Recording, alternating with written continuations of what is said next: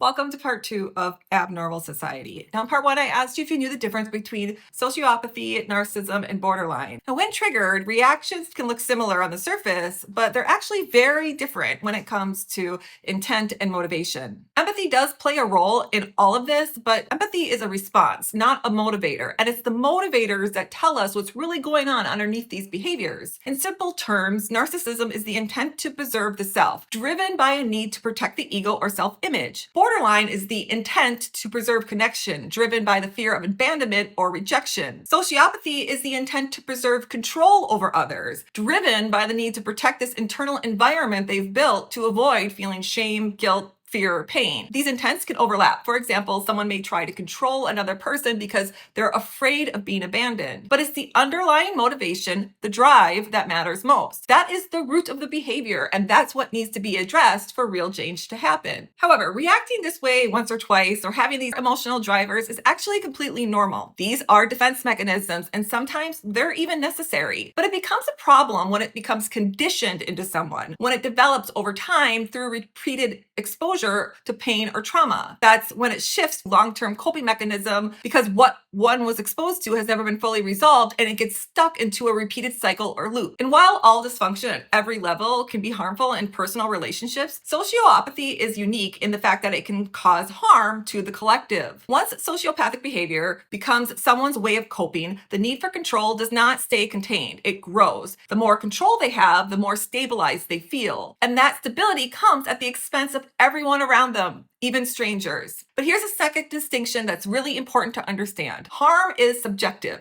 When most people hear the word sociopath, they're going to picture someone like Ted Bundy or Dahmer, violent offenders, serial killers. And that's what I was used to until I experienced what a high-functioning sociopath firsthand through my ex. And it nearly cost me my life. I never once thought he was a sociopath until he lost control over me and everything changed. 75% of the time, he appeared kind and supportive, but that was because I would let these reactions go when they would happen. I would just simply brush them under the rug and keep walking on eggshells without realizing I was actually doing it. I was enabling his behavior. And in the US, society does the same. We reward sociopathic traits, the lack of empathy, manipulation, charm, especially in business and politics. These people rise to power because our systems are built on elitism and profit, not morality or integrity. Morality may have been the intent when this country was founded, but it was not the motivation. The US had its own trauma that has never been resolved, and the country was built on it. So make sure to follow, because in the next lesson, I'm going to be sharing what that trauma is, how it develops over time,